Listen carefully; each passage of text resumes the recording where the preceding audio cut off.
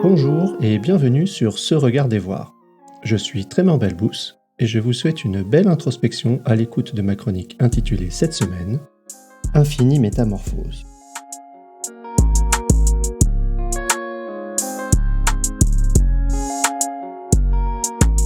Infinie métamorphose. Me transformer, c'est un peu comme jouer à Jenga. Je peux déplacer beaucoup de pièces sans m'apercevoir que j'influence l'équilibre global. Au bout d'un moment, chaque mouvement de pièce devient un défi pour la stabilité de l'édifice. Puis, je retire une seule pièce et tout s'écroule. Me transformer, c'est une accumulation de gestes, de choix, d'événements et d'influences qui se produisent sur une échelle de temps plus ou moins longue et un nombre d'interactions plus ou moins grand.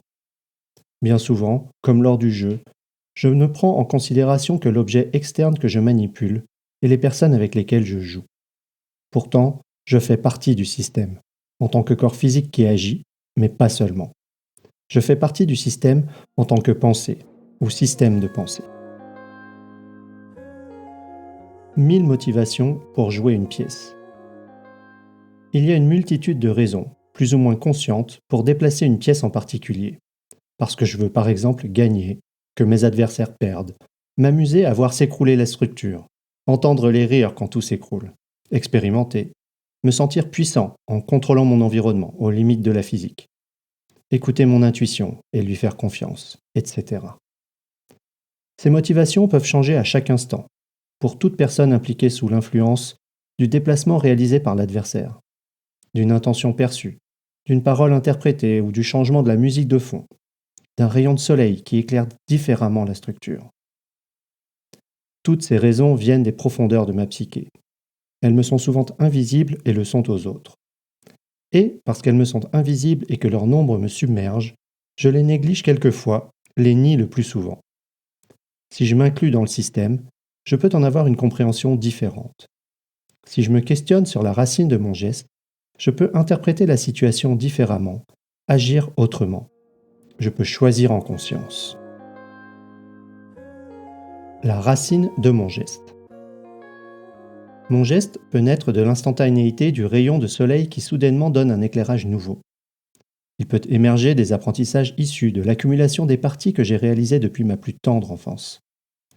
Peut-être que je bouge cette pièce pour taquiner mon adversaire, parce que j'aime la sensation corporelle de ces instants de complicité.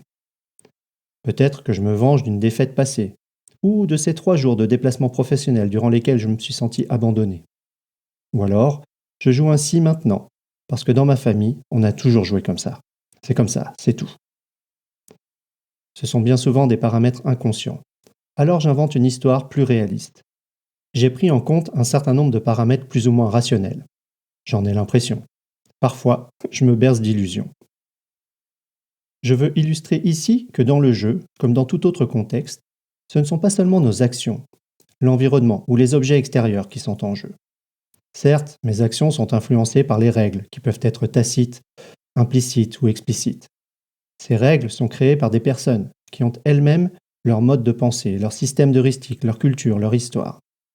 La plupart des choses que nous croyons vraies, que nous réifions, ne sont que des configurations de nos mémoires partielles, d'expériences passées et d'anticipation de notre futur. Ce geste que j'accomplis ou ce choix que j'exerce aujourd'hui, de manière quasi automatique, appuyé sur ce qui m'apparaît comme une vérité indiscutable, va avoir des conséquences et forger mes futures croyances. Nous réagissons à une réalité que nous avons nous-mêmes créée, le plus souvent, en grande partie inconsciemment. Ce n'est donc pas seulement l'environnement extérieur qui est en jeu. C'est tout un environnement composé de mon intérieur, conscient et inconscient, et de celui des autres qui s'ajoutent. Pour se transformer, il m'apparaît maintenant clairement l'importance de conscientiser mon système de pensée à la racine de mes actions. Me transformer revient à changer le cadre de croyance, d'interprétation, pas seulement les pratiques, et en dynamique avec les autres. Transformer, c'est changer de cadre de référence. C'est se regarder voir et se voir regarder vivre consciemment l'infinie métamorphose. Umberto Maturana et Francisco Varela parlent du concept d'autopoïsis. L'école de Palo Alto parle de changement de type 2, etc. Le système se modifie lui-même. Me transformer prend du temps parce que ça consiste avant tout à comprendre l'agencement des pièces qui constituent la personne que je suis aujourd'hui, tout en reconnaissant que toute pièce s'adapte au mouvement des autres sans que je puisse le voir ou le contrôler. Si je suis trop brutal, pas assez attentif à l'agencement, c'est comme dans le jeu. L'édifice peut être fragilisé au point de s'écrouler soudainement. On peut deviner dans la phrase précédente certaines de mes croyances qui influencent la manière dont je conçois ces changements. Tout cela est structuré selon une cohérence qui m'est propre. Et il en est de même pour chaque humain. Certaines personnes préfèrent donner un grand coup de pied dans la tour de briquettes et tout ramasser après. C'est le résultat de leur propre cohérence qui m'est étrangère. Mes idées, mon interprétation de la transformation ne sont pas ainsi par hasard.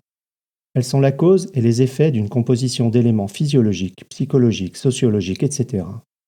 et des configurations de ces derniers, influencés par mes orientations, dans les contextes auxquels je participe. C'est ce qui façonne, dynamiquement, qui je deviens, à chaque instant. Tout ça par l'interprétation que je fais de l'expérience permanente dans laquelle je baigne. C'est la cohérence qui m'est propre. Pour faire évoluer cette cohérence, je peux en changer les composants, leur configuration et les forces qui tiennent le tout, comme les croyances. Si ma cohérence est une tour Jenga à intenter, il peut me falloir du temps pour reconfigurer la tour pièce par pièce. Même dans le cas d'une révélation, d'une prise de conscience soudaine, d'un insight, il reste nécessaire de reconfigurer toute la cohérence qui influencera mon action. Action qui, elle-même, contribuera à reconfigurer la cohérence. Pour résumer, le sens que je fais de l'expérience que je vis est fonction des éléments que je vois, de leur interrelation et des croyances que j'ai acquises. Pour me transformer, je dois prendre conscience de la manière dont je regarde le monde et ce que j'y vois.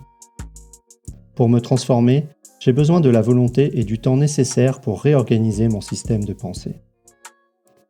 Changer mes actions implique de changer ma cohérence, l'infinie métamorphose de mon identité.